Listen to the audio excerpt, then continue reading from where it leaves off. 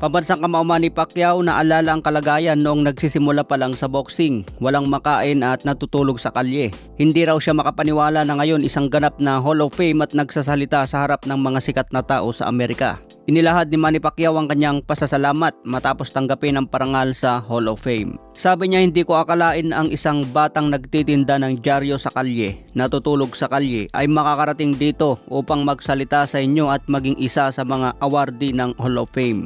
Ikinararangal ko ang award na ito, naniniwala ako na ito ang bunga ng aking pagsusumikap, tiyaga at disiplina. Ang aking paglalakbay ay nagpapatuloy pa rin. Excited ako na patuloy pa rin ako sa aking karir at patuloy na nagbibigay inspirasyon sa mundo ng boxing. Dagdag pa ni Pacquiao, ang mga nagawa ko sa boxing ay nagbigay din ng karangalan sa bansa ko. Umaasa akong ipagmamalaki rin ito ng aking mga kababayan. Sana'y mahalaga rin ito sa kanilang mga puso at ituring na biyaya mula sa Diyos.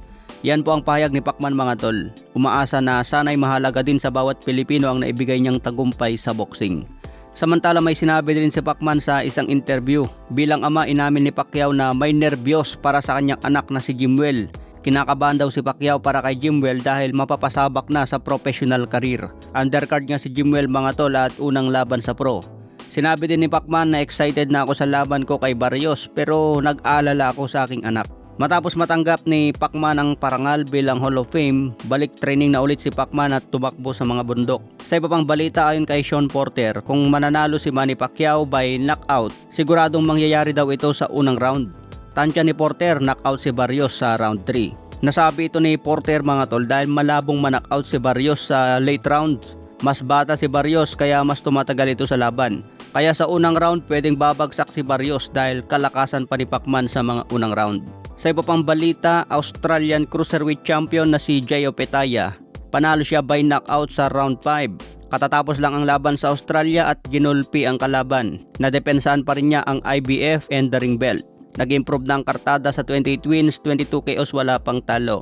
Ito ang nagsasabing gusto makalaban si David Benavides at si Dimitri Bivol. Kung gusto ni Benavides umakyat sa Cruiserweight, nakahanda daw agad itaya ni Opetaia ang kanyang titulo. Sinabi din ni Opetaia na interesado siya lumaban kay Alexandre Usyk sa heavyweight. Pero sa ngayon may balak na magretiro si Alexandre Usyk.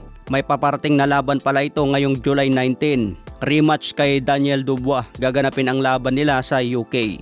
Magkaibang oras sa UK at Amerika kaya hindi pa rin sila magkasabay sa laban ni Pacman sa Las Vegas. Mas mauuna matapos ang laban ni Usyk dahil umaga pa lang dito sa Pilipinas tapos na ang laban niya. Samantala si Manny Pacquiao tanghali naman sa Pilipinas. Kaya marami ang pwedeng tayan sa July 19 mga tol. Undercard pa lang ni Manny Pacquiao, matitinding laban na.